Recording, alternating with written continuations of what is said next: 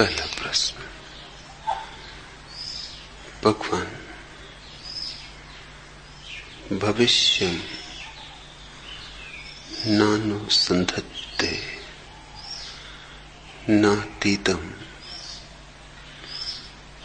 चिन्तयत्सो वर्तमान निमेषं तु हसन्यवानुवर्तते। भविष्य का अनुसंधान नहीं,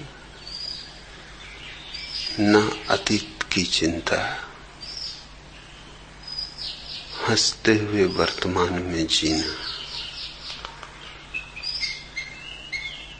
लगता है योग वासिष्ठ का यह श्लोक आपकी देशना का संस्कृत अनुवाद है। इसे हमें फिर एक बार समझाने की कृपा करें। सच्चिदानंद,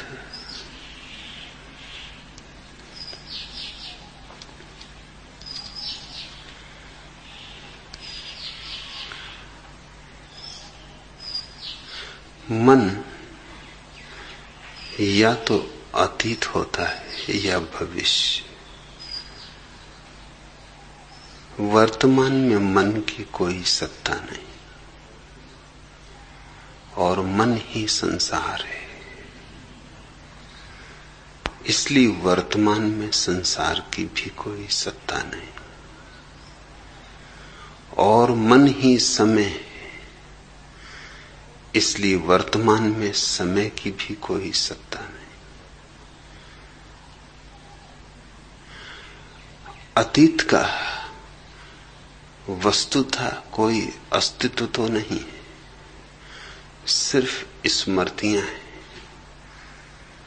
जिससे रेत पर छूटे हुए पग चिन्ह। सांप तो जा चुका, धूल पर पड़ी लकीर रह गई।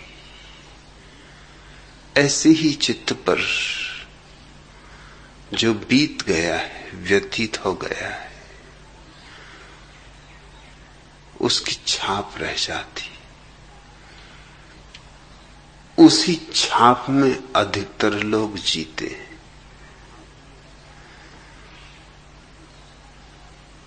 जो नहीं है उसमें जिएंगे तो आनंद कैसे पाएंगे? प्यास तो है वास्तविक और पानी पिएंगे स्मृतियों का, बुझेगी प्यास।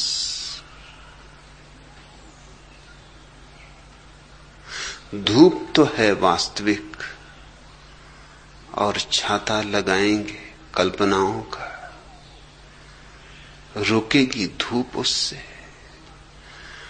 अतीत का कोई अस्तित्व नहीं, अतीत जा चुका, मिट चुका, मगर हम जीते हैं अतीत में और इसलिए हमारा जीवन व्यर्थ, अर्थहीन, थोथा। इसलिए जीते तो हैं मगर जी नहीं पाते। जीते तो हैं लेकिन घसीटते हैं। नृत्य नहीं, संगीत नहीं, उत्सव नहीं।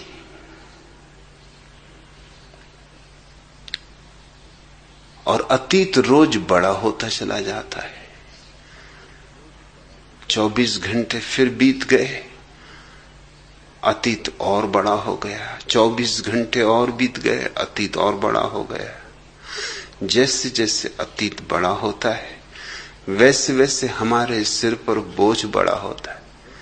इसलिए छोटे बच्चों की आंखों में जो निर्दोषता दिखाई पड़ती है, जो संतत्व दिखाई पड़ता है, वह फिर बूढ़ों की आंखों में खोजना मुश्किल हो जाता है। 1000 तरह के झूठ इकट्ठे हो जाते। सारा अतीत ही झूठ है। जीसस एक सुबह सुबह झील पर रुके। सूरज अभी उगा नहीं, बस उगने को है। और एक मछुए ने जाल फेंका है। जीसस ने उस मछुए के कंधे पे हाथ रखा।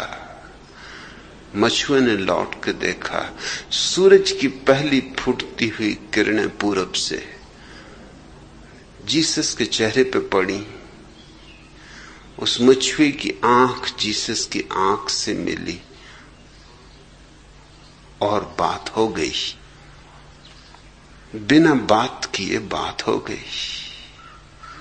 आंख से आंख की मुलाकात हो गई।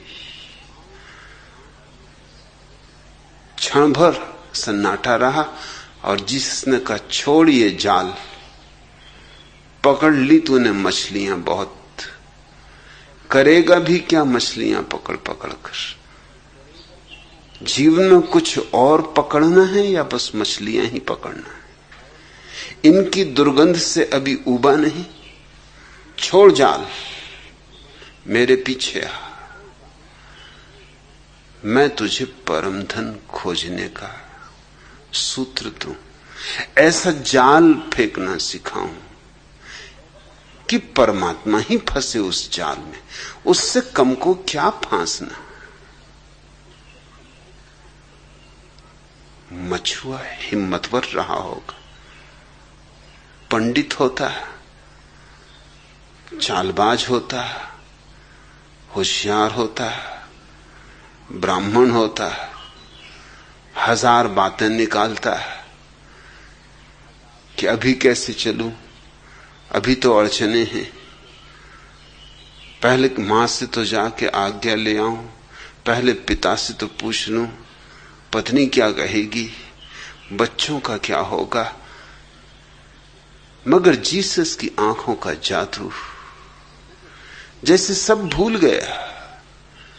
छोड़ दिया जाल उसने पानी में, खींचा भी नहीं पानी के बाहर, जीसस के पीछे हो लिया। वे दोनों गांव के बाहर निकलते ही थे कि एक आदमी भागा आया और उस मछुए को कहा, पागल तू कहां जा रहा है और इस पागल आदमी के साथ कहां जा रहा है? तेरे पिता की मृत्यु हो गई, मैं तुझे खोजने झील पर गया, वहां इस घटना का पता चला कि एक पागल जो आसपास गांव के कई बार देखा गया है, उसने तेरे कंधे पर हाथ रखा और तू उसके पीछे चल पड़ा है। वापस चल, तेरे पिता का अंतिम संस्कार करना है या नहीं? उस युवक ने जीसस से कहा, मुझे क्षमा करें, मैं जाके अंतिम संस्कार कराऊं, 3 दिन बाद लौट आऊंगा। जीसस उससे कुछ बातें कही जो सोचना। पहली तो बात जीसस ने यह कही कि एक पल का तो भरोसा नहीं है, कल का भरोसा कहां, और तू 3 दिन का वायदा करता है, आ सकेगा? तेरे पिता को पक्का था कि आज मर जाएंगे, तुझे ही पक्का होता तो आज तू झील पर मछली पकड़ने ना गया होता। तू कल भी जिंदा होगा, 3 दिन बाद भी तू आ सकेगा। यह भी मान ले कि तू जिंदा होगा तो 3 दिन बाद ये साहस रह जाएगा जो आज तुझ में जगा है, ये जो किरण तुझ में आज फूटी। और फिर 3 दिन बाद तू आ भी जाए, ये भाव भी रह जाए तो मैं बचूंगा, मैं भी बच जाऊं, ये भाव भी रह जाए, 3 दिन बाद तू आ भी जाए तो हमारा फिर मिलन होगा। अनंत अनंत काल में पहली बार हम मिले, दोबारा का क्या भरोसा।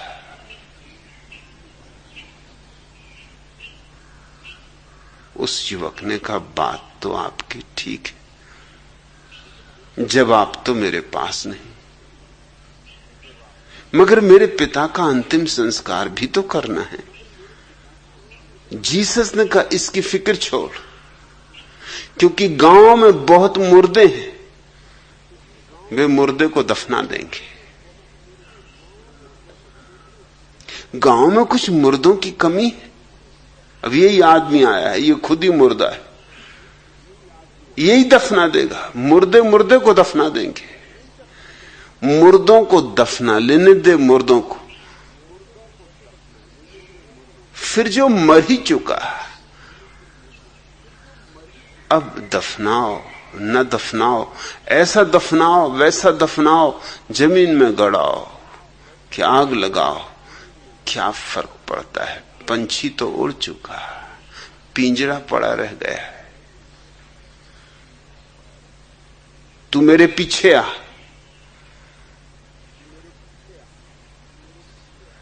ये अवसर खोने का नहीं है।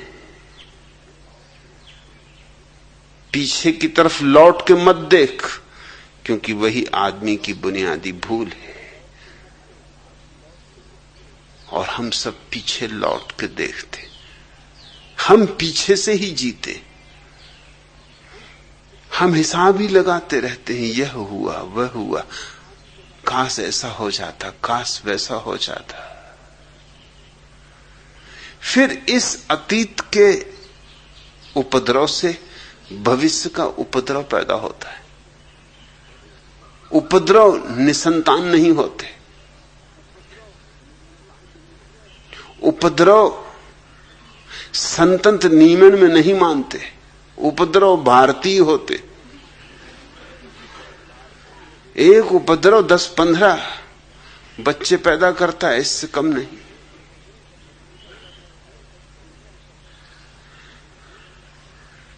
मैंने सुना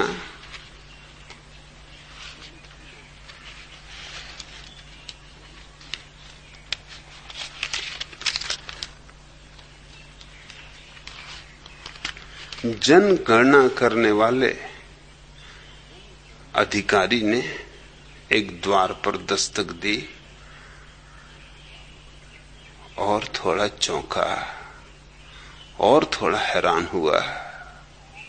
आंख पर भरोसा भी न आया। गौर से पुनः देखा, लेकिन बात सच थी। भरोसा आए या ना आए, जिस स्त्री ने दरवाजा खोला था बिल्कुल नग्न थी। चौंक गया, पूछा, आप नग्न क्यों हैं? उस स्त्री ने कहा, चौंको मत, मैं न्यूडिस्ट हूं, मैं दिगंबरत्व में विश्वास करती हूं। वह आदमी समझदार था, सोचा अपने को क्या लेना देना, इसकी ये जान है, जिस काम के लिए आया हूं वो मैं करूं और अपने रास्ते पर लगूं। उसे तो कुछ जानकारियां लेनी थी जनगणना के लिए, सो उसने जरूरी प्रश्न पूछकर अपनी बही में लिखे। उन्हीं प्रश्नों में एक प्रश्न था, आपके कितने बच्चे? सो उसने पूछा। उस स्त्री ने कहा, 22। फिर वह आदमी चौंका। उसने कहा, भाई क्या आप वाकई न्यूडिस्ट हैं या आपको कपड़े पहनने की फुर्सत नहीं मिलती?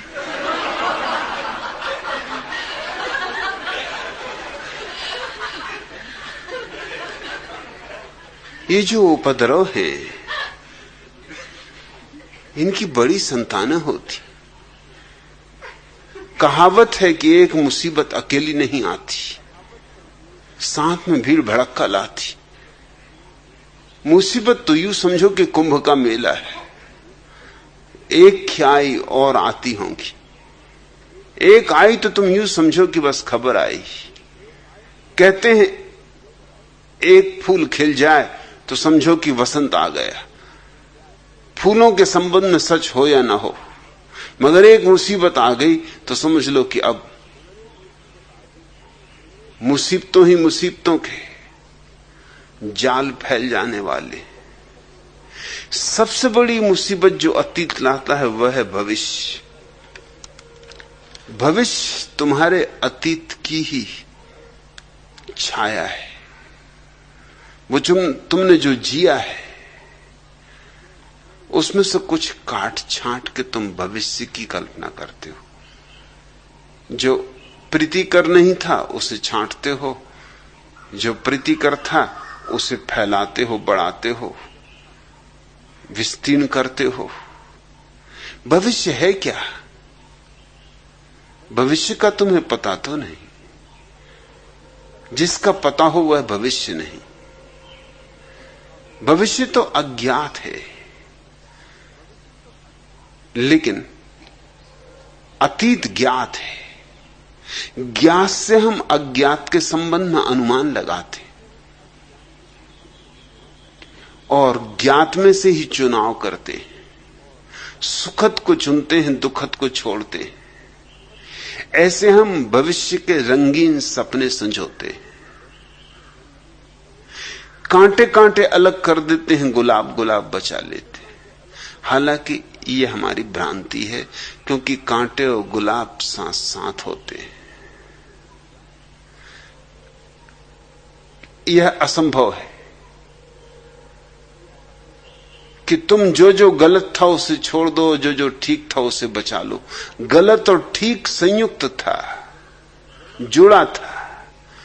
आएगा तो साथ आएगा, जाएगा तो साथ जाएगा। वो एक ही सिक्के के दो पहलू हैं, तुम एक पहलू को बचा ना सकोगे। तो एक तो अतीत का बोझ, उसकी चट्टानें हमारी छाती पर रखी, और फिर भविष्य का बोझ, अतीत का रोना कि ऐसा क्यों ना हुआ, और फिर जल्दी ही भविष्य के लिए रोओगे, क्योंकि वह भी नहीं होने वाला है। न अतीत तुम्हारे मन के अनुकूल हुआ, न भविष्य तुम्हारे मन के अनुकूल होगा। इन दो पाटों के बीच में आदमी पिसता है, और दोनों ही का कोई अस्तित्व नहीं। अतीत वह जो जा चुका अब नहीं, और भविष्य वह जो आया नहीं अभी नहीं। दोनों के मध्य में छोटा सा बिंदु है अस्तित्व का, बस बूंद की भांति है। अगर होश न रहा तो चूक जाओगे। यह सूत्र प्यारा है, यह सन्यास की परिभाषा है। भविष्यम नानुसंधत्ते, भविष्य का अनुसंधान ना करो। जो नहीं है उसके पीछे न दौड़ो। मगर साधारण आदमियों की तो बात छोड़ दो। जिनको तुम असाधारण कहते हो, जिनको तुम पूजते हो, वे भी जो नहीं है उसके पीछे दौड़ते। राम भी स्वर्ण मृगों के पीछे दौड़ते, औरों की तो बात छोड़ दो। हाथ की सीता को गमा बैठते। इसमें कसूर रावण का कम है। रावण को नाहक दोष दिए जाते हो। अगर कहानी को गौर से देखो तो रावण का कसूर ना के बराबर है। अगर कसूर है किसी का तो राम का। स्वर्ण मृग के पीछे जा रहे। बुद्धू से बुद्धू आदमी को भी पता है कि मृग स्वर्ण के नहीं होते। साधारण से साधारण आदमी कहता है कि सारा जग मृग मरीचि का है। देखते हो मजा। साधारण आदमी भी कहता है जग मृग मरीचि का है। और राम सोने के मृग के पीछे चल पड़े। और क्या मृग मरीचि का होगी, इससे बड़ा और क्या भ्रमजाल होगा।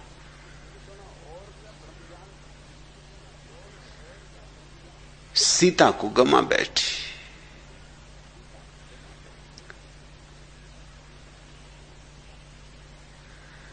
जब भी मैं राम, लक्ष्मण और सीता की तस्वीर देखता हूं तो मुझे लगता है कि ये भविष्य, वर्तमान और अतीत की तस्वीर है।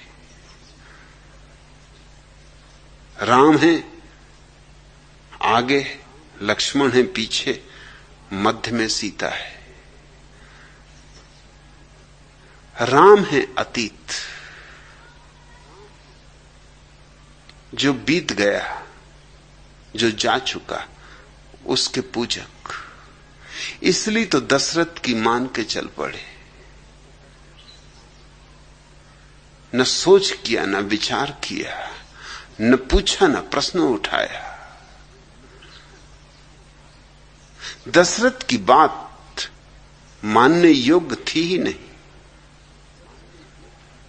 दशरथ की बात विद्रोह के योग्य थी। आकाश राम ने विद्रोह किया होता तो भारत की कथा और होती, तो भारत के जीवन का अर्थ और होता, इतिहास और होता। काश राम ने विद्रोह किया होता तो भारत इस तरह गुलामी में न जीता, इस तरह की पीड़ा में न जीता। लेकिन राम ने एक ऐसी बात को स्वीकृति दे दी जो कि बुनियादी रूप से गलत थी, जिसमें कहीं भी कोई न्याय नहीं था। 14 साल का वनवास अकारण। दशरथ बूढ़े थे, बुढ़ापे में जो विवाह किया था, जो चौथी पत्नी थी, वो जवान। अक्सर बूढ़े पति जवान पत्नियों के चक्कर में होते। बूढ़े हैं, चक्कर में होना ही पड़ता। अरे जवानों को होना पड़ता, तो बूढ़ों की तो बात ही क्या। तो इस बुढ़ापे में जवान स्त्री ने जो कहा वो मान लिया। यह भी अत्यंत मूर्छा की बात थी। और राम है परंपरा के पूजक। रघुकुल रीत सदा चली आई। वो तो रघुकुल की रीति और रिवाज, परंपरा, उसके पोषक है। तो अन्याय हो तो भी चलेगा। अन्याय के संबंध में भी बगावत नहीं, विद्रोह नहीं। और जहां अन्याय को पूजने वालों को पूजा जाता हो, फिर स्वभावतः उस देश का दुर्भाग्य सुनिश्चित है। वो अतीत के प्रतीक हैं राम।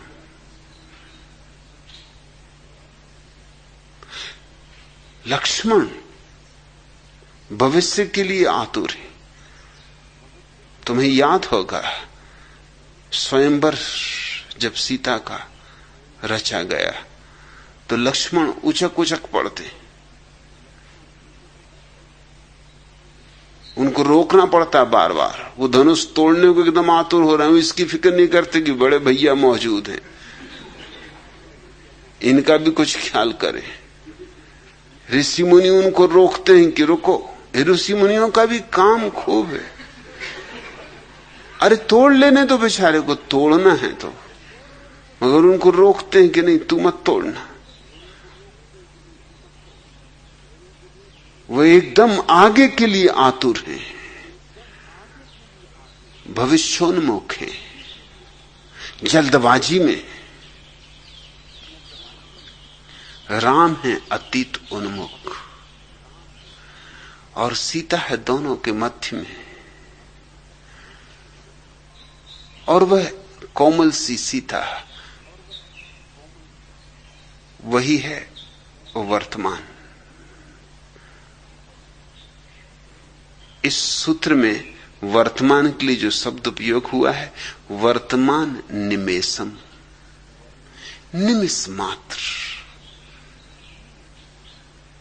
निमिष शब्द को समझना उपयोगी है। निमिष उस हिस्से को कहते हैं समय के जिसको तौला ना जा सके, मापा ना जा सके। सेकंड नहीं, मिनट नहीं।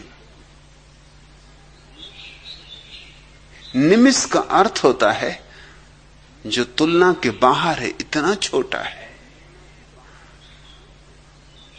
जैसे कि भौतिक शास्त्री कहते हैं कि परमाणु का जब विस्फोट करते हैं और इलेक्ट्रॉन हमारे हाथ लगते हैं तो उनमें कोई वजन नहीं, वे तौले नहीं जा सकते।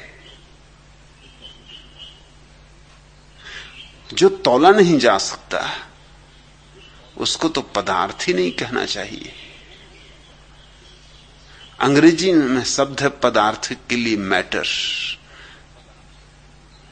मैटर बड़ा महत्वपूर्ण शब्द है, पदार्थ से ज्यादा महत्वपूर्ण शब्द है, क्योंकि पदार्थ का तो अर्थ होता है जिस पद में अर्थ हो।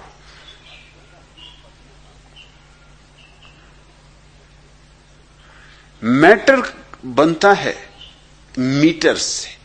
मीटर यानी जिससे तौला जाए, जो तुल जाए। मैटर का अर्थ होता है जो तौला जा सकता है। लेकिन इलेक्ट्रॉन तो तौला नहीं जा सकता, मापा नहीं जा सकता।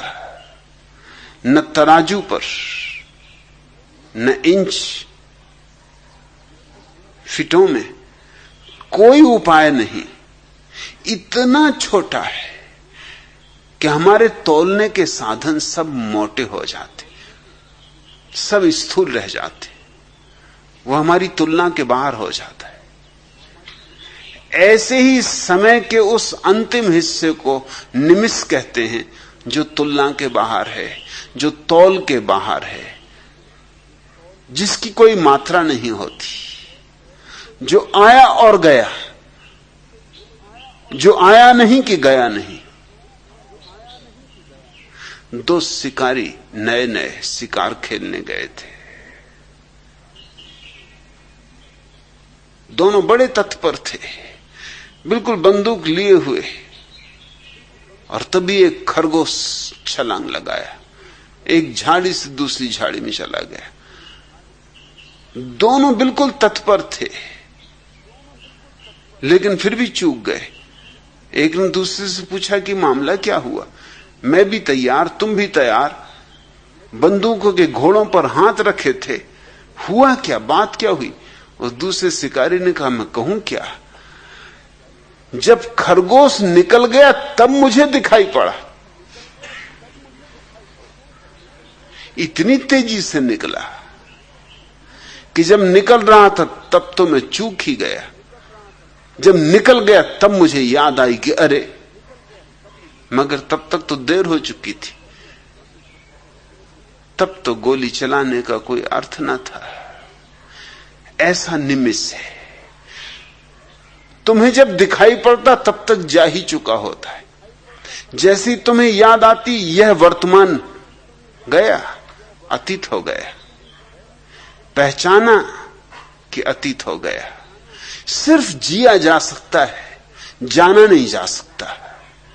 या कि यूं कहो कि जीना ही जानने का एकमात्र उपाय है, क्योंकि तुमने अगर जानने की कोशिश की तो अतीत हो जाएगा, या अगर जल्दबाजी की तो भविष्य रहेगा, अगर जरा सी देर की तो अतीत हो जाएगा। और देर करनी ही पड़ेगी, क्योंकि मन में इतनी गति नहीं है। यूं तो तुमने सुना है बहुत कि मन की बहुत गति है, मगर वो जो वर्तमान का क्षण है मन से भी बहुत तीव्र गति से जाता है। मन उसके सामने कुछ भी नहीं, बहुत पिछड़ जाता है। यह सूत्र सन्यास की आधारशिला है। भविष्यम नानुसंधत्ते, न तो भविष्य का अनुसंधान करना, दौड़ना मत भविष्य के पीछे। ये भविष्य बस स्वर्ण मृग है, मगर हम सब दौड़ रहे हैं भविष्य के पीछे। अलग अलग स्वर्णमृग हैं, कोई धन के पीछे, कोई पद के पीछे, कोई मोक्ष के पीछे, कोई परमात्मा के पीछे, मगर भागे हुए हैं लोग। कोई यहां नहीं, सबकी आंखें वहां टिकी हैं और होना है यहां और आंखें हैं वहां, इसलिए तुम्हारी और तुम्हारी आंख में ही तालमेल नहीं हो पाता, उन दोनों में ही टूट हो जाती। चलते हो कहीं, देखते हो कहीं। यूनान की बड़ी प्रसिद्ध कथा, एक बहुत बड़ा ज्योतिषी रात तारों का अध्ययन करता हुआ एक कुएं में गिर पड़ा। कुएं पर कोई घाट न था, कोई पाट न था, और उसकी आंखें अटकी थीं दूर आकाश के तारों पर। तो गिर पड़ा कुएं में। जब गिर पड़ा तब होश आया, चिल्लाया। रात थी अंधेरी, रास्ता निर्जन, गांव पीछे छूट गया। वो तो खेत में एक झोपड़े में रात, और तो कोई न था, एक बूढ़ी औरत सोई थी, वो भी रखवाली के लिए थी। आवाज सुनी तो आई, बामुश्किल उस वृद्धा ने रस्सी डाल के ज्योतिषी को बाहर निकाला। ज्योतिषी ने उसे बहुत बहुत धन्यवाद दिया, बहुत अनुग्रह किया और कहा कि सुन, तुझे शायद पता भी ना हो कि मैं यूनान का सबसे बड़ा ज्योतिषी। तारों के संबंध में और तारों के माध्यम से मनुष्य के भविष्य के संबंध में मेरी घोषणाएं कभी गलत नहीं हुई। बड़े बड़े सम्राट दूर दूर से अपना भविष्य पूछने मेरे पास आते, हजारों रुपए मेरी फी है, लेकिन तेरा भविष्य मैं मुफ्त बता दूंगा क्योंकि तूने मेरा जीवन बचाया। वह बूढ़ी स्त्री हंसने लगी। उसने कहा, बेटा तू फिक्र न कर, मैं तुझे कष्ट न दूंगी। उसने कहा, नहीं नहीं, कष्ट की कोई बात नहीं, तू कल आ जाना, ये मेरा पता रहा। यूं तो तू किसी से भी पूछ लेगी एथेंस में तो कोई भी मेरे घर का पता बता देगा, बच्चा बच्चा जानता है। पर उस बुढ़िया ने कहा, मुझे आना नहीं बेटा, तुझसे क्या अपना भविष्य पूछूंगी, तुझे एक कदम आगे का कुआं तो दिखाई पड़ता नहीं, तू मेरे संबंध में क्या बताएगा।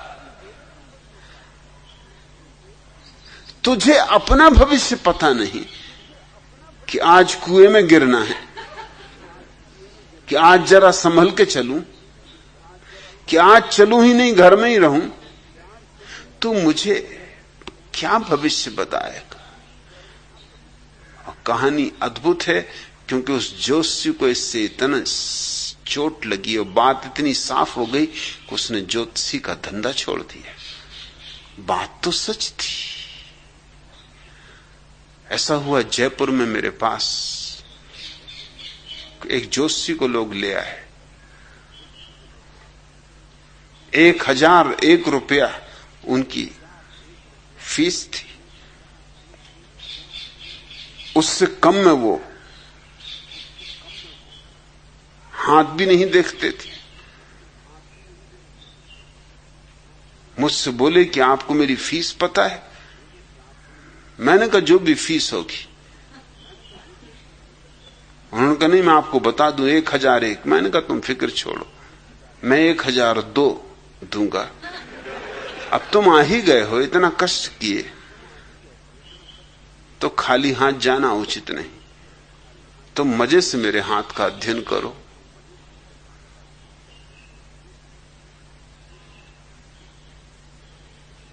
कुछ बातें यहां वहां की उन्होंने कही जो कि बंधी हुई बातें, जो कि जोशी सभी को कहते, जो कि सभी के संबंध में सही होती।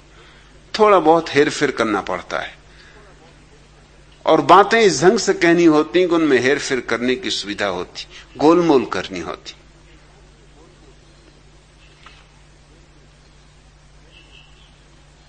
फिर चलने का वक्त आया तो वो राह देखें कि उनकी फीस मिले।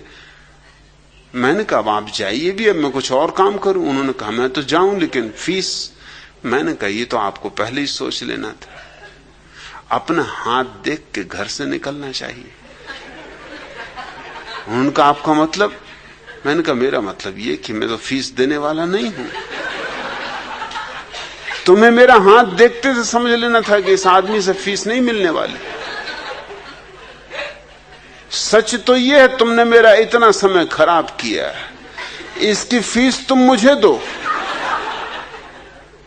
और तुम निपट बुद्धू हो, क्योंकि तुमको ये भी पता नहीं कि आज किसका हाथ देखने जा रहे हो, उससे फीस मिलने वाली नहीं।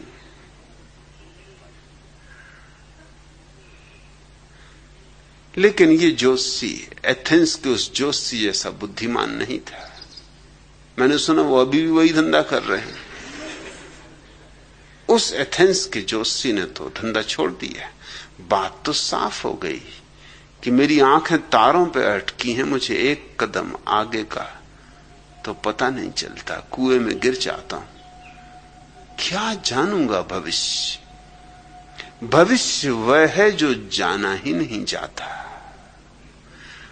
और अतीत वह है जो जाना गया। तो तुम भविष्य के संबंध में जो दौड़ धूप करते हो, आपाधापी करते हो, वो अतीत के ही आधार पर करते हो।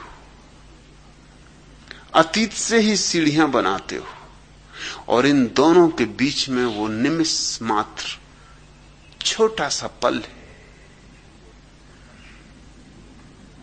जो भागा जा रहा है इतनी तेजी से कि अगर तुम अतीत और भविष्य में उलझे रहे तो उससे चूकते ही जाओगे। और वही है सत्य। भविष्यम नानु संधत्ते नातीतम चिंत यत्यसो, और न अतीत की चिंता। जो बीत गया बीत गया, अब उधेड़ बुन क्या? अब उसको अन्यथा तो किया नहीं जा सकता। अब तुम लाख उपाय करो तो भी रत्ती भर उसे बदला नहीं जा सकता। जिसे बदला ही नहीं जा सकता उसके संबंध में चिंता कैसी? क्यों समय खराब कर रहे हो उसके संबंध में?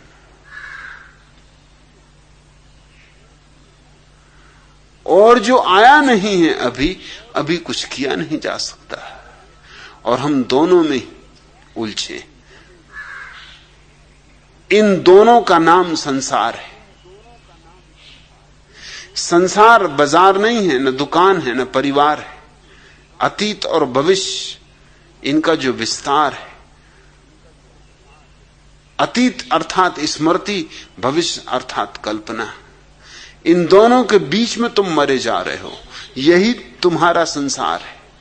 मैं भी अपने सन्यासी को कहता हूं कि संसार छोड़ो, लेकिन उस संसार को छोड़ने को नहीं कहता जिसको पुराने सन्यासी छोड़ के भागते रहे। वो तो भगोड़े, वो तो पलायनवादी, वे तो कायर, उन्होंने तो पीठ दिखा दी,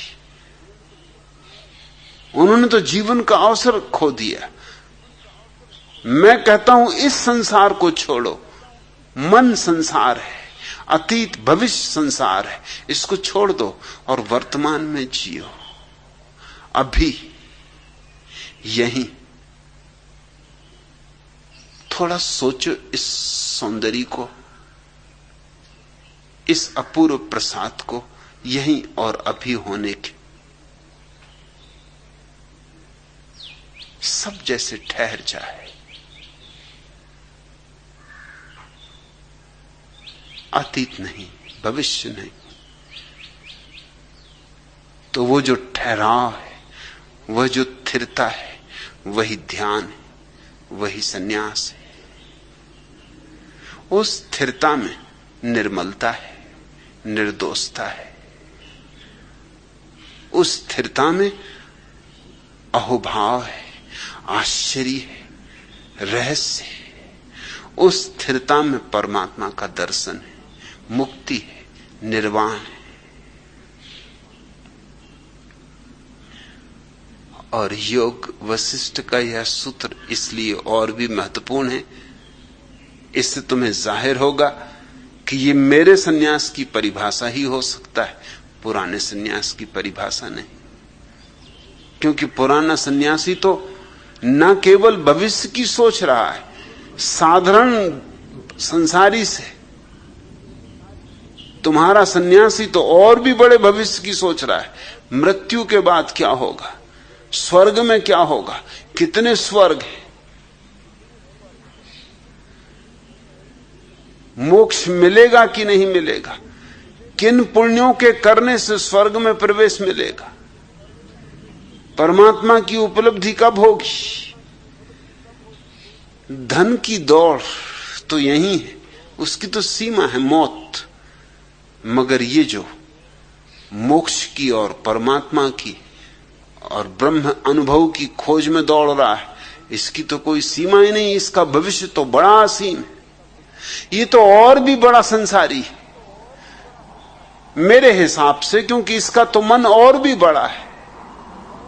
और तुम्हें तो इसी जन्म की फिक्र है, मगर ये तुम्हारा जो सन्यासी है, इसको पिछले पिछले जन्मों की भी फिक्र पड़ी कि पिछले जन्मों में जो पाप किए थे, कर्म किए थे, उनका भी निपटारा करना, उनका भी हिसाब करना है। तुम्हारा भविष्य भी सीमित है और अतीत भी।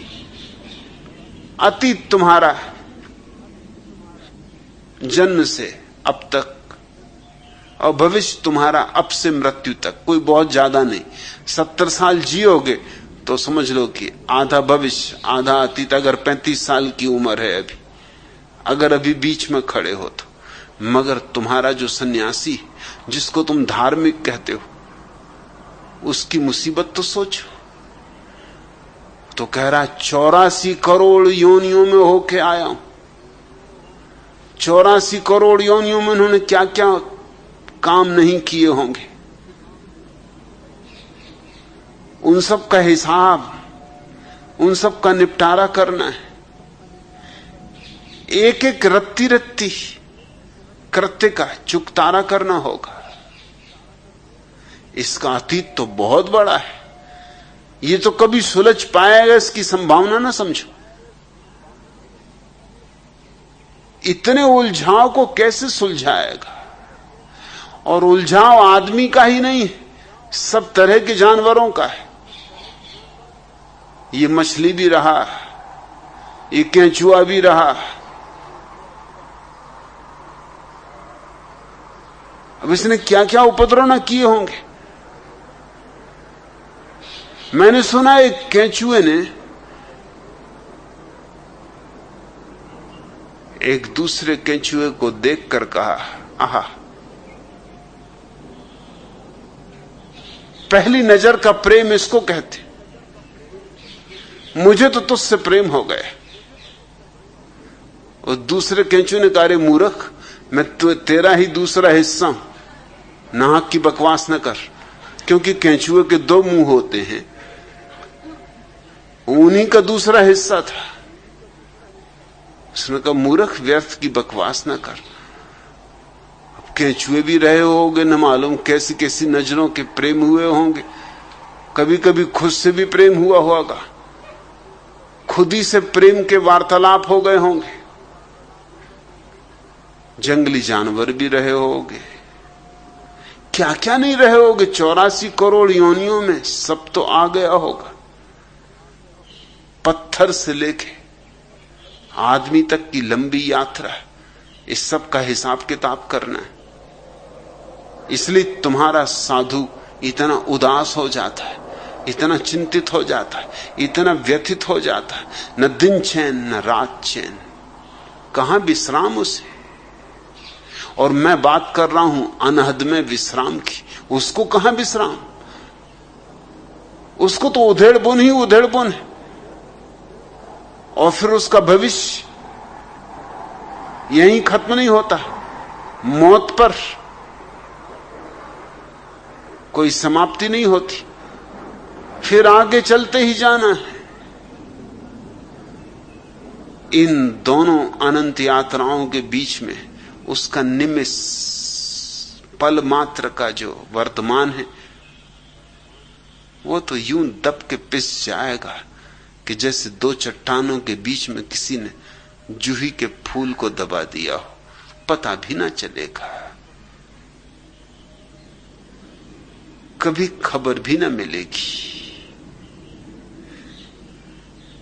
नहीं, ये सूत्र मेरे सन्यास की ही बात कर रहा है।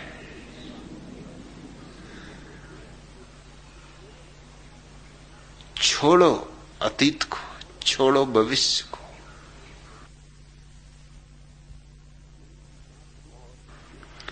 और दूसरी बात भी मेरे सन्यासी पर ही लागू हो सकती है। वर्तमान निमेषिम तो हसीन ने वानुन तृते, हंसो, आनंदित हो, प्रफुल्लित हो, मग्न चित्त होकर जियो। ये तो पुराने सन्यासी पर लागू नहीं हो सकता। हंसते हुए वर्तमान में जीना, पुराना सन्यासी तो कहेगा कि ये योग वशिष्ठ भी भ्रष्ट है, मैं तो भ्रष्ट हूं ही। योग वशिष्ठ को लोग पढ़ते रहते हैं लेकिन इसके अर्थ को नहीं समझते। न मालूम कितने शास्त्रों को पढ़ते रहते हैं जिनके अर्थ नहीं समझते।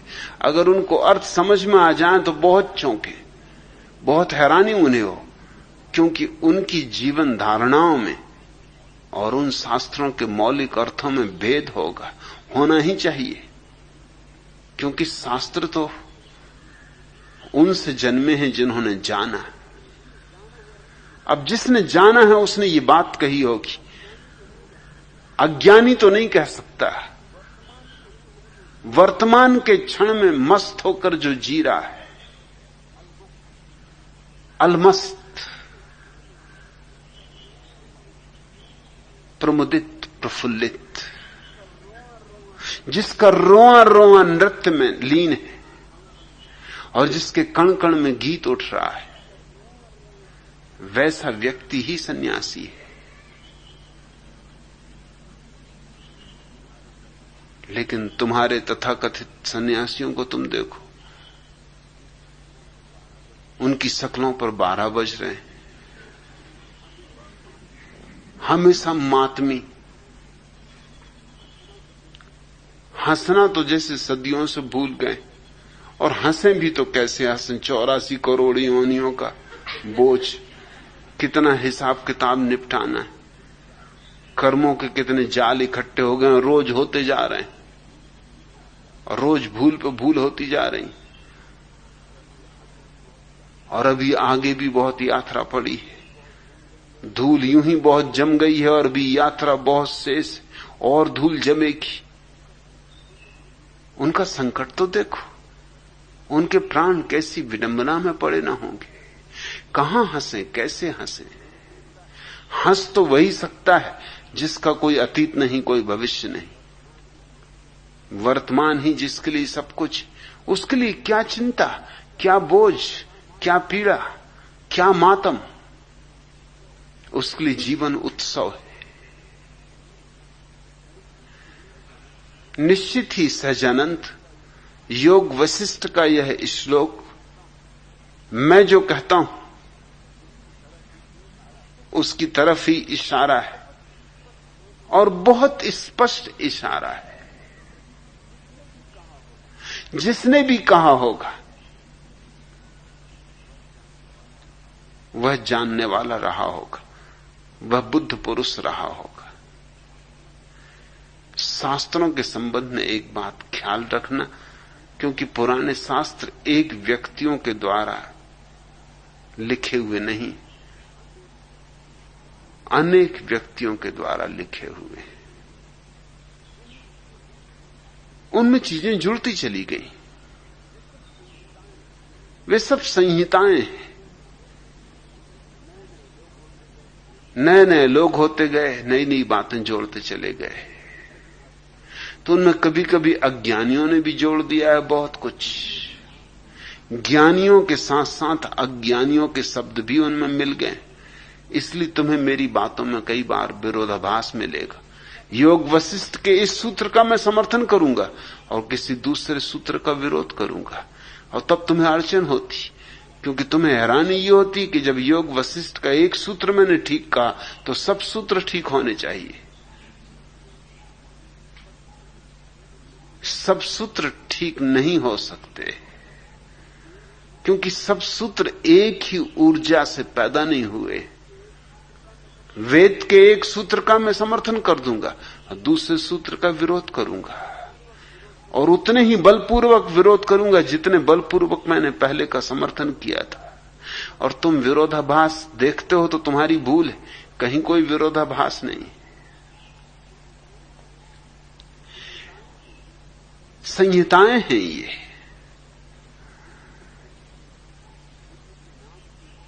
बुद्ध के नाम से इतने शास्त्र हैं कि असंभव है कि एक व्यक्ति ने उतने शास्त्र लिखे हों या कहे हों।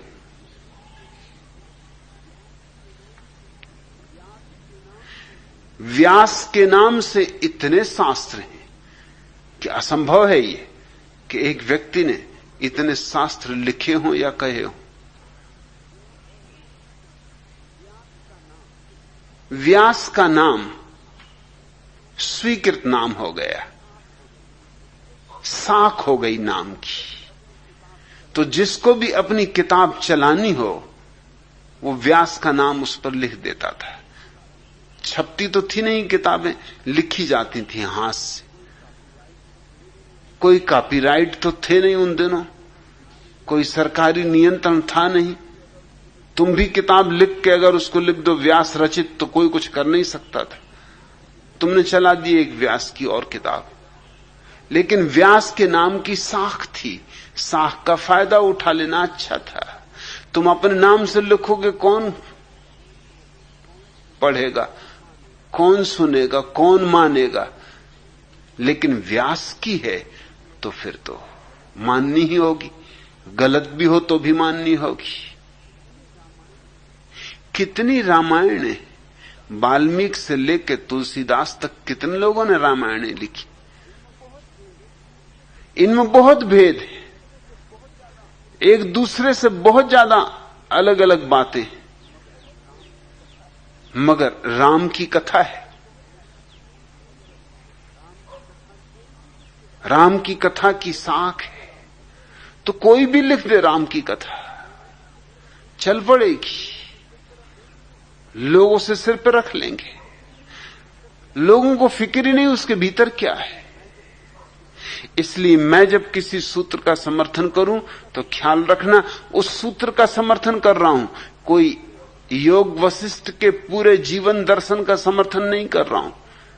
बहुत से सूत्र हैं जिनसे मेरा इतना ही विरोध है जितना मेरा समर्थन इस सूत्र के लिए, क्योंकि मेरे पास अपनी कसौटी है। मुझे किसी शास्त्र से न कुछ लेना है न देना है। मेरी कसौटी पर जो ठीक उतरेगा वो ठीक, जो ठीक नहीं उतरेगा वो नहीं ठीक। सोने को सोना कहूंगा, मिट्टी को मिट्टी कहूंगा, फिर वो चाहे योग वशिष्ठ में ही रखी हुई मिट्टी क्यों ना हो। और सोना अगर कचरे में भी पड़ा हो तो भी उसे सोना कहूंगा।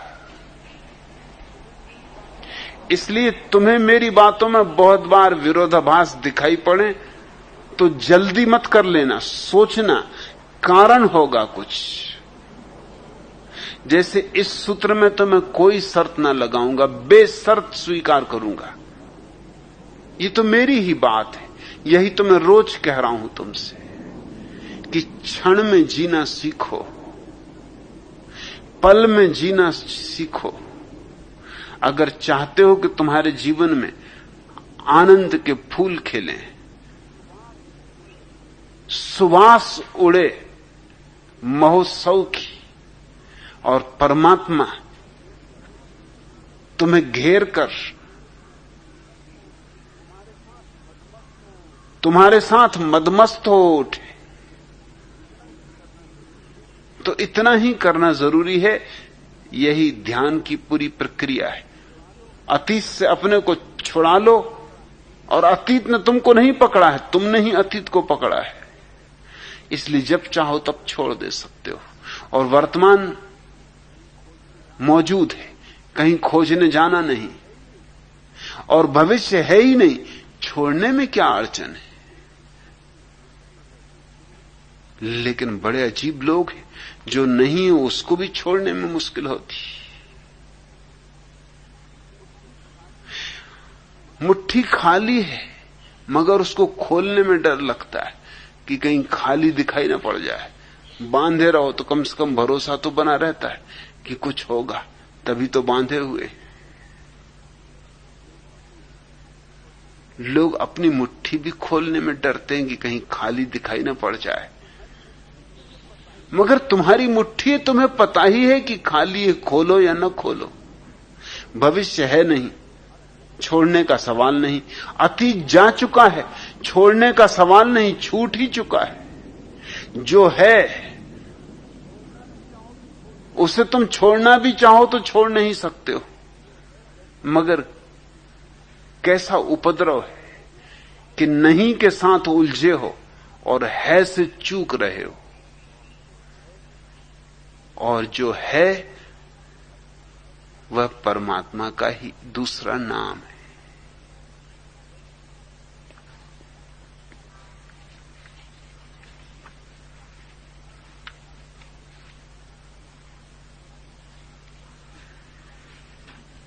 दूसरा प्रश्न,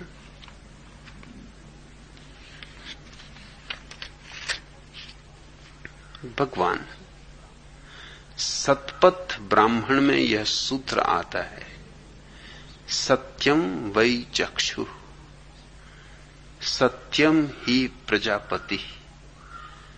अर्थात चक्षु सत्य है और सत्य ही प्रजापति है।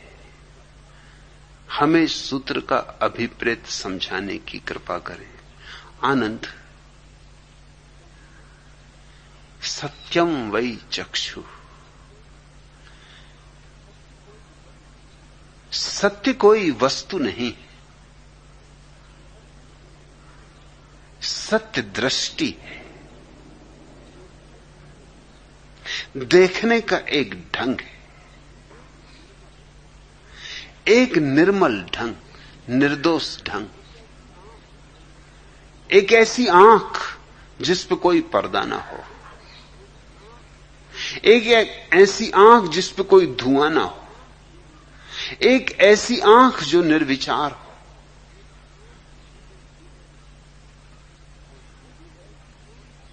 कोई हिंदू है तो फिर उसकी आंख सत्य नहीं हो सकती, कोई मुसलमान है तो उसकी आंख सत्य नहीं हो सकती, कोई ईसाई है तो उसकी आंख सत्य नहीं हो सकती। अगर आंख को सत्य करना हो तो ईसाई होना, हिंदू होना, मुसलमान होना हटा के रख देना होगा। आंख निर्मल होनी चाहिए, पक्षपात शून्य होनी चाहिए, पूर्वाग्रहों से मुक्त होनी चाहिए। लेकिन लोग अपने विश्वासों से भरे और उन्हीं विश्वासों के माध्यम से देखने की कोशिश करते।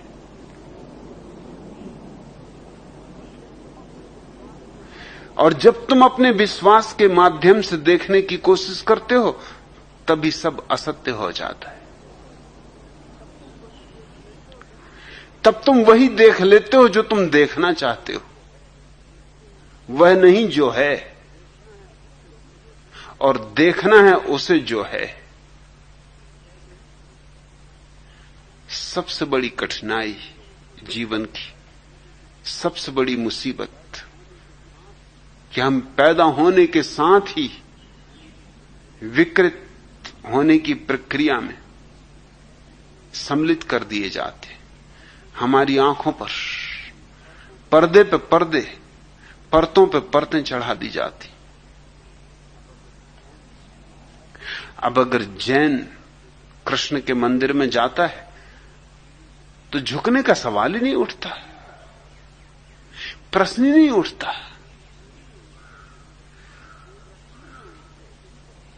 कृष्ण में उसे कोई भी महिमा दिखाई नहीं पड़ती।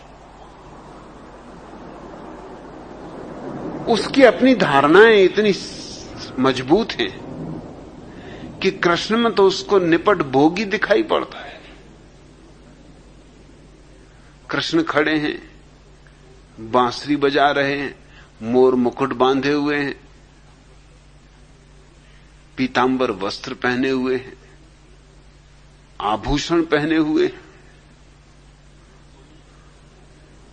रुक्मणी की प्रतिमा भी साथ में कि राधा की। ये देखकर ही जैन के मन में तत्क्षण सवाल उठता है, ये कैसे भगवान? भगवान तो वीतराग होना चाहिए। वो उसकी धारणा है, वीतराग। उसे तो राग के बाहर पार होना चाहिए। ये तो रागी का रूप हुआ। ये बांसुरी, ये मोर मुकुट, ये सुंदर वस्त्र, ये स्त्री का पास खड़े होना, ये तो राग का लक्षण है।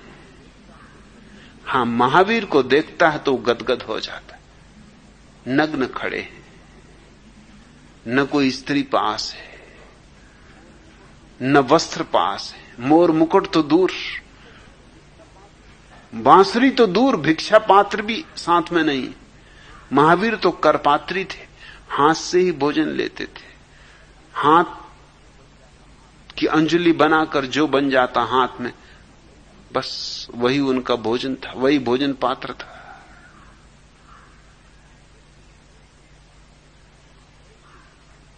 भिक्षा पात्र भी नहीं। ऐसे वीतरागी को नमस्कार उठता है। लेकिन किसी और को, हिंदू को महावीर को देख के थोड़ी हैरानी होती, ये कैसे भगवान, ये कैसे ईश्वर? ईश्वर शब्द का अर्थ ही होता है ऐश्वर्यवान। ईश्वर शब्द बनता ही ऐश्वर्य से। सारा ऐश्वर्य जिसका है वही तो ईश्वर। ये नंग धड़ंग खड़े हैं, ये कैसे ईश्वर?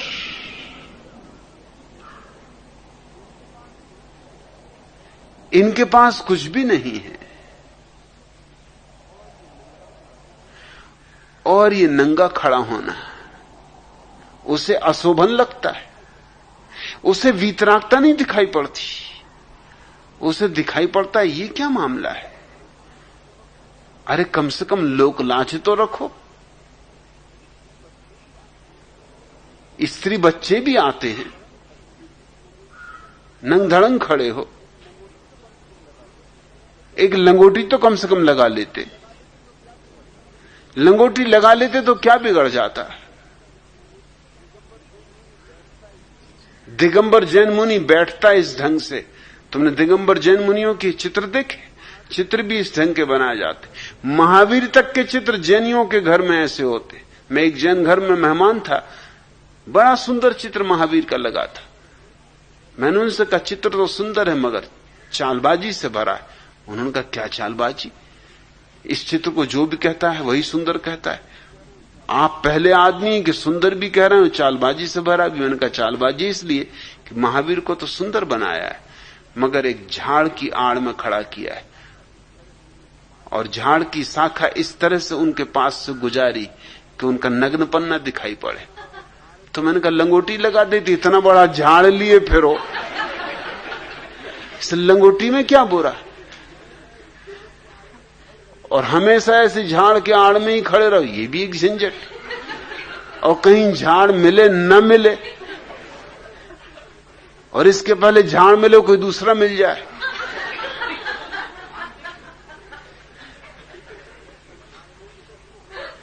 और ऐसा झाड़ लेके चलना हो तो फिर तो ट्रक पर समझो कि एक झाड़ खड़ा किए हुए हैं, जैसे ट्रक पे झांकियां निकलती, ऐसे महावीर स्वामी खड़े हैं झाड़ की आड़ में। मगर इतना उपद्रव। उन्होंने कहा ये बात मुझे कभी ख्याल ना आई। बात तो सच है कि झाड़ इस ढंग से बनाया है कि बस उनका नग्नपन भर छिप गया है। जैन मुनि को इस तरह से बिठालते हैं फोटो लेते वक्त पालथी मार के, और शास्त्र रख देते हैं उसकी पालथी में। तो शास्त्र पढ़ रहे हैं, जैसे 24 घंटे कोई और दूसरा काम करते हैं कि नहीं पता नहीं। नहाते धोते भी हैं कि शास्त्री पढ़ते रहते हैं। मगर जब भी तस्वीर देखो तो शास्त्री पढ़ रहे हैं। वो शास्त्र पढ़वाना पड़ता, शास्त्र भी छोटा नहीं, काफी बड़ा शास्त्र पढ़वाना पड़ता जिसमें उनका सब ढक जाए। अभी इतना ही ढांकना है तो लंगोटी में क्या बुराई है। जैन मुनि चलता भी है रास्ते पर, दिगंबर जैन मुनि, तो उनके भक्त चारों तरफ से उनको घेर के चलते हैं। अंग्रेजों के जमाने में तो कुछ नगरों में उनका चलने पर निषेध था। पहले पुलिस से स्वीकृति लेनी पड़ती थी, और जब वो चलते भी तो उनके आसपास जैनियों को मंडल बना के चलना पड़ता था कि उनकी नग्नता किसी को दिखाई न पड़े। और जैन मुनि भी जब चलता है तो वो पिच्छी रखता है, वो पिच्छी इस ढंग से रखता है। क्या मतलब, क्या प्रयोजन?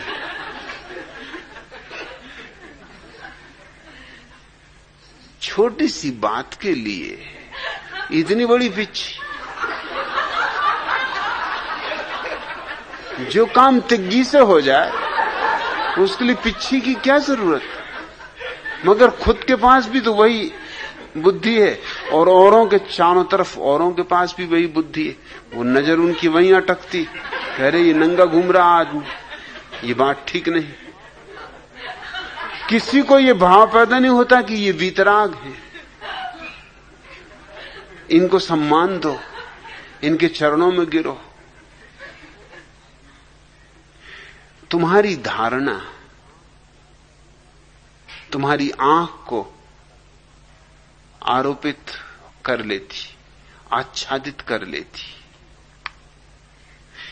पत्नी चंदुलाल से कह रही थी,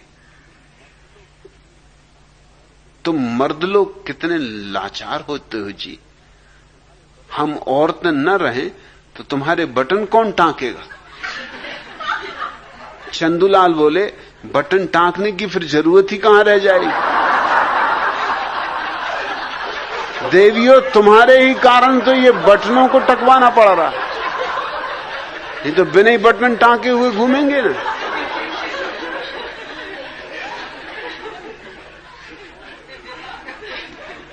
मोटर की कतार का तथा सिपाही के खड़े हाथ की ओर ध्यान न देकर एक व्यक्ति ने बड़ी शांति से चौराहा पार करना आरंभ किया था। ब्रेकों की आवाज गूंज उठी। ट्रैफिक पुलिस का व्यक्ति क्रोध से भरा हुआ उस व्यक्ति के पास आया और बोला, क्या आपको मेरा खड़ा हाथ दिखाई नहीं देता था? खड़े हाथ का मतलब मैं नहीं जानूंगा? वह व्यक्ति चिल्लाकर बोला, 50 साल से ज्यादा हो गया मुझे बच्चों को पढ़ाते हुए। अरे लघु संघ का कन्न जाना जाओ, अपनी अपनी दृष्टि। अब वो बेचारा 50 साल से स्कूल में पढ़ा रहा, बच्चे हाथ खड़ा करते, मतलब लघु संघ का। अब पुलिस वाला हाथ खड़ा किए, तुमको करना लघु संघ का करो, इसमें मुझे क्या लेना देना? उस बेचारे ने ठीक कहा कि 50 साल स्कूल में पढ़ाने के बाद मुझे पता नहीं होगा कि खड़े हाथ का क्या मतलब होता।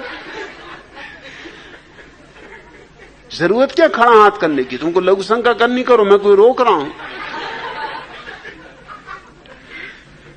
एक दृष्टि तय हो जाती, फिर वही दिखाई पड़ती। लड़की का बाप अपने होने वाले दामाद को अपने परिवार का एल्बम दिखा रहा था। उस खानदान के 50 चित्र देखने के बाद एक मजबूत काठी के बूढ़े का चित्र सामने आया।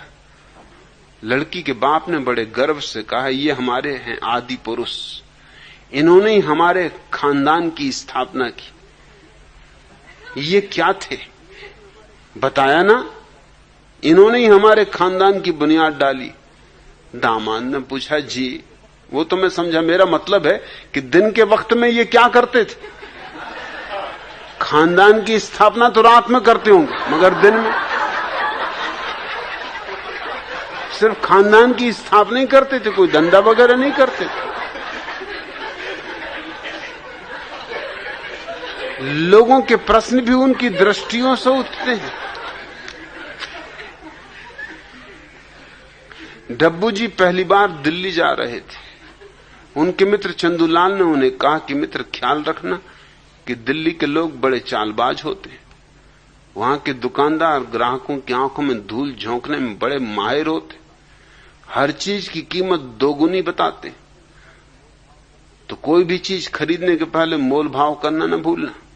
डब्बू जी एक छाते की दुकान पर छाता खरीदने के लिए पहुंचे। छाते के दाम पूछे तो दुकानदार ने कहा कि 20 रुपए होंगे श्रीमान जी। डब्बू जी को फौरन चंदूलाल की सीख याद आई। वे बोले कि मैं तो अधिक से अधिक बस 10 रुपए इस छाते के दे सकता हूं, इससे 1 पाई ज्यादा नहीं। दुकानदार बोला, अच्छा ऐसा करिए, आप 15 रुपए दे दीजिए। डब्बू जी बोले, अब तो मैं 7.5 रुपए ही दूंगा। दुकानदार बोला, देखो अभी तुमने 10 रुपए कहा था, चलो 10 रुपए ही निकालो। डब्बू जी को लगा कि दुकानदार तो बड़ा चालबाज है। वे बोले, अब तो मैं 5 रुपए में ही खरीदूंगा, इससे 1 पैसा भी ज्यादा नहीं। दुकानदार इस मोल भाव से झल्ला गया और बोला कि ऐसा करो कि मुफ्त में ही ले जाओ। डब्बू जी बोले, अगर मुफ्त में दे रहे हो तो मैं 2 छाते लूंगा, 1 नहीं। तुमने मुझे समझा क्या है? अरे मैं भी तैयार होके आया हूं, बिल्कुल आंखों में धूल झोंक रहे हो, 1 छाता मुफ्त में पकड़ा रहे हो। 2 लूंगा, 2, इससे 1 कम नहीं लूंगा। ये सतपथ ब्राह्मण का सूत्र, सत्यम वै चक्षु। तुम्हारे देखने के ढंग में सत्य है या असत्य, सब तुम्हारे देखने के ढंग पर निर्भर है। अगर आंखें पक्षपात से भरी हैं तो तुम जो देखोगे वह असत्य। फिर तुम्हें याद दिला दूं, सत्य या असत्य कोई बाहर निर्णित नहीं होते, तुम्हारे भीतर निर्णय होता है। बाहर तो वही है जो है, लेकिन तुम्हें सत्य मालूम होगा अगर आंख निर्मल है, और अगर आंख दूषित है, जैसे पीलिया के मरीज को सब पीला दिखाई पड़ने लगे, ऐसी अगर तुम्हारी आंख ने कुछ पहले ही तय कर रखा है, और जिस आंख ने कुछ तय कर रखा है वह अंधी है। अंधा मैं उस आदमी को कहता हूं जिसकी आंख पक्षपातों से भरी, और आंख वाला उस आदमी को जिसकी आंख पक्षपात मुक्त है। सत्यम वै चक्षु, चक्षु सत्य है। असली बात आंख की है,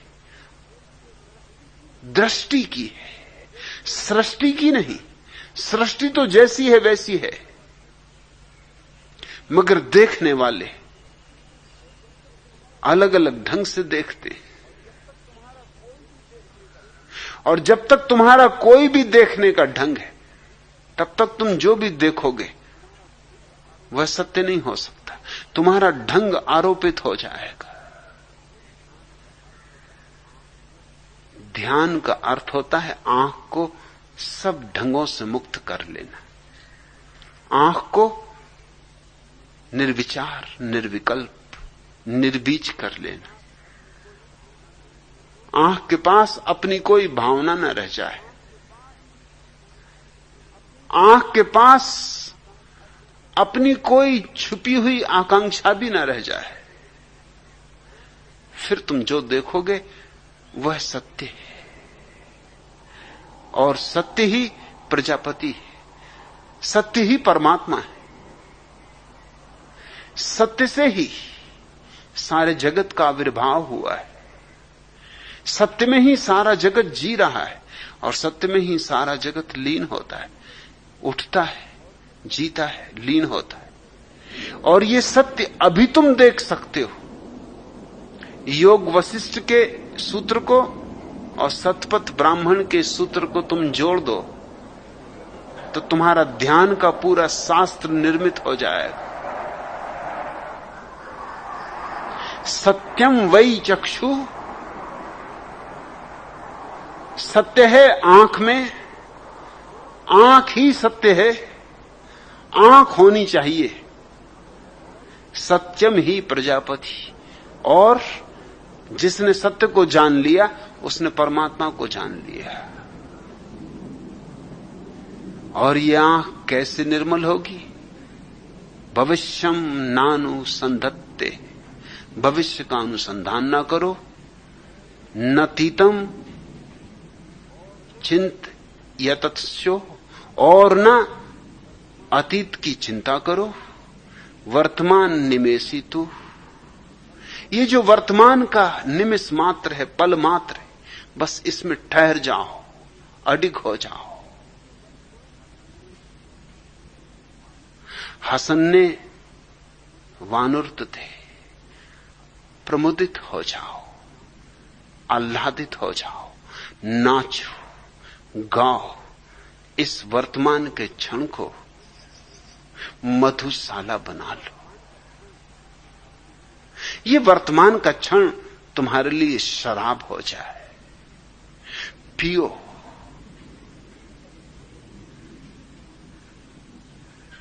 बेझिझक, बिना किसी शर्त के। और तब तुम जीवन का एक नया ही रूप अनुभव करोगे, वैसा रूप जैसा कि ऋषियों ने जाना, वैसा रूप जैसा कि बुद्धों ने पहचाना, वैसा रूप जैसा कि जिन्होंने जिया। क्राइस्ट और जरथुस्त्र और बुद्ध और लाओत्सु और महावीर और कृष्ण सब एक साथ तुम्हारे लिए सही हो जाएंगे। योग वशिष्ठ और सतपथ ब्राह्मण और ईशावास्य और धम्मपद और कुरान और बाइबल और जिंदावेस्ता सब एक साथ तुम्हारे भीतर लयबद्ध हो जाएंगे। तब तुम ऐसा ना देखोगे कि ये अलग अलग, तब तुम्हारे लिए धर्म नहीं होंगे, सिर्फ धार्मिकता रह जाएगी। सत्य एक है तो धार्मिकता भी एक ही हो सकती। मैं सन्यास के इस प्रयोग से इन्हीं दो बातों को पूरा कर लेना चाह रहा हूं। तुम्हारी आंख निर्मल हो और तुम वर्तमान में ठहर जाओ। ये दोनों एक ही सिक्के के दो पहलू समझो। आंख निर्मल होगी तो ही वर्तमान में ठहरोगे, वर्तमान में ठहरोगे तो ही आंख निर्मल होगी। ये एक दूसरे पर निर्भर है, परस्पर निर्भर है। जब तक यह न हो जाए तब तक जीवन में दुख होगा, तब तक जीवन नरक है। जैसे ही यह हुआ कि जीवन स्वर्ग है, मोक्ष है, तब परमात्मा कहीं बाहर नहीं, तुम्हारी श्वास श्वास में, तुम्हारे हृदय की धड़कन धड़कन में। अंतिम प्रश्न। भगवान, आपसे संन्यास लेने के बाद मेरे अंग अंग से नृत्य फूट रहा है। किसी अज्ञात कवि का यह गीत आपको देखकर रोम रोम में गूंजने लगता है। मुझे आई न जग से लाज, मैं इतने जोर से नाची आज कि घुंघरू टूट गए। कुछ मुझ में नया जोबन भी है, कुछ प्यार का पागलपन भी है। जब लिया तुम्हारा नाम कुछ ऐसा लचका पांव कि घुंघरू टूट गए। कहती है मेरी हर अंगड़ाई, मैं पिया की नींद चुरा लाई। मुझे अंग मिले परवानों के, मुझे पंख मिले अरमानों के। मैं बन के गई थी चोर कि मेरी पायल थी कमजोर कि घुंघरू टूट गए। यह नृत्य सदा सदा बना रहे, ऐसा आशीष चाहती हूं भगवान। चंद्रकांता भारती। यह घटना शुरू हो जाए तो फिर मिटता नहीं। यह बीज फूटना शुरू हो जाए तो फिर रुकता नहीं। असली कठिनाई बीज के टूटने की है। एक दफा बीज टूटा कि फिर विराट वृक्ष होगा। इसी घटना की तो चर्चा सतपथ ब्राह्मण का सूत्र, योग वशिष्ठ का श्लोक, इस नृत्य के लिए ही तो इशारे। मोह आई न जग से लाज कि मैं इतने जोर से नाची आज कि घुंघरू टूट गए। टूट ही जाएंगे घुंघरू, क्योंकि ये नाच सीमा नहीं जानता, अवरोध नहीं जानता। ये कोई कंजूस का नृत्य नहीं है, ये कोई संभल संभल के नाचने की बात नहीं। ये ना आंगन देखे कि टेढ़ा है कि तिरछा है, न ये ढंग देखे, न ये कोई नृत्य के शास्त्र का हिसाब रखे कि भरतनाट्यम है कि कथकली है। यहां सब शास्त्र टूट जाते, यहां सब नियम टूट जाते। मोह आई न जग से लाज, मैं इतने जोर से नाची आज कि घुंघरू टूट गए। टूट ही जाने चाहिए घुंघरू। घुंघरुओं को बचा बचा के जो नाचेगा वो क्या खाक नाचेगा, वो तो घुंघरुओं को बचाने में ही लगा रहेगा। जो जग की लाज का हिसाब रखेगा वो क्या खाक नाचेगा। उसके नाच में तो अहंकार बना ही रहेगा। और नाच भी क्या कोई छोटी मोटी घटना है, बाढ़ है। जब आती है तो सब बहा ले जाती। मोह आई न जग से लाज, मैं इतने जोर से नाची आज कि घुंघरू टूट गए। कुछ मुझ में नया जोबन भी है, होना ही चाहिए। आंख नई होती है तो सब नया हो जाता है। कुछ मुझ में नया जोबन भी है, कुछ प्यार का पागलपन भी है, होना ही चाहिए। प्रेम हो और पागलपन न हो असंभव। हां, पागलपन हो सकता है और प्रेम न हो, ये बात बनती है, लेकिन प्रेम हो और पागलपन न हो ये बात नहीं बनती। बहुत हैं पागल जिनके जीवन में प्रेम नहीं, लेकिन ऐसा एक भी प्रेमी नहीं हुआ जिसके जीवन में पागलपन ना हो। कुछ मुझ में नया जोबन भी है, कुछ प्यार का पागलपन भी है। जब लिया तुम्हारा नाम, कुछ ऐसा लचका पांव कि घुंघरू टूट गए। टूट ही जाने चाहिए। चंद्रकांता बिल्कुल ठीक हो रहा है, रास्ते पर आ गई। यूं तो लोग कहेंगे भटक गई, पांव लचक गया, मगर मैं कहूंगा कि पांव क्या लचका, पंख लग गए। कहती है मेरी हर अंगड़ाई, मैं पिया की नींद चुरा लाई। मुझे अंग मिले परवानों के, मुझे पंख मिले अरमानों के। मैं बन के गई थी चोर कि मेरी पायल थी कमजोर। ये काम ही चोरी का है। इसलिए तो हमने भगवान को एक नाम दिया, हरि। भगवान के बहुत से नाम हमने दिए। इस देश में जितने नाम हमने भगवान के दिए, दुनिया के किसी देश ने नहीं दिए। पूरा एक शास्त्री है विष्णु सहस्त्र नाम, उसमें सिर्फ नामों का ही उल्लेख है। भगवान के 1000 नाम, और 1000 तो केवल प्रतीक है। 1000 प्रतीक है अनंत का। इसलिए तो कहते हैं जब समाधि लगती तो सहस्त्र दल कमल, 1000 पखरियों वाला कमल खिलता है। 1000 प्रतीक है अनंत का, उसमें सभी नाम प्यारे हैं।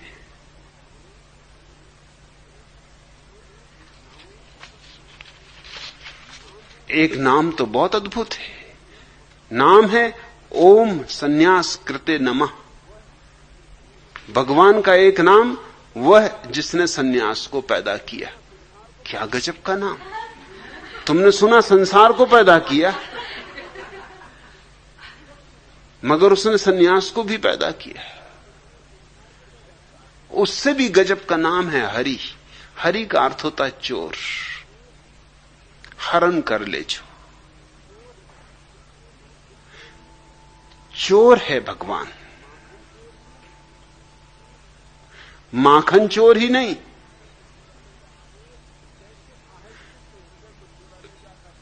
कैसे आहिस्ते से हृदय को चुरा ले जाता पता ही नहीं चलता।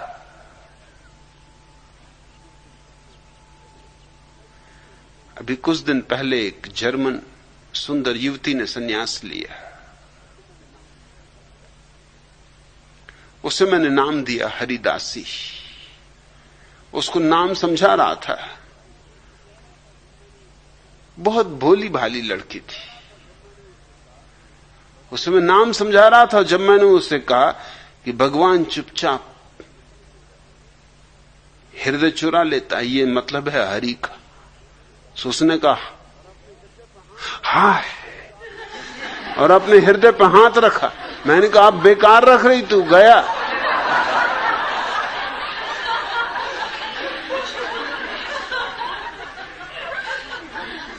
अब कहां, वहां कभी था।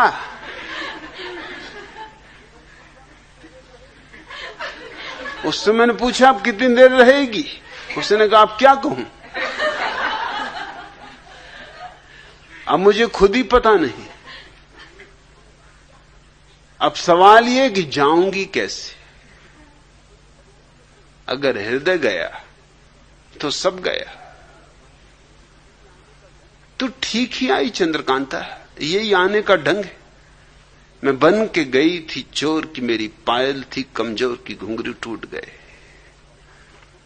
चोर तो बन के जाना पड़ता है, परमात्मा को भी तुम्हारे भीतर चोर बन के जाना पड़ता है, और तुमको भी परमात्मा के भीतर चोर बन के जाना पड़ता है। मगर कितने ही संभल के जाओ, घुंघरू बज जाते हैं, बज ही नहीं जाते, टूट भी जाते, शोरगुल हो जाता है।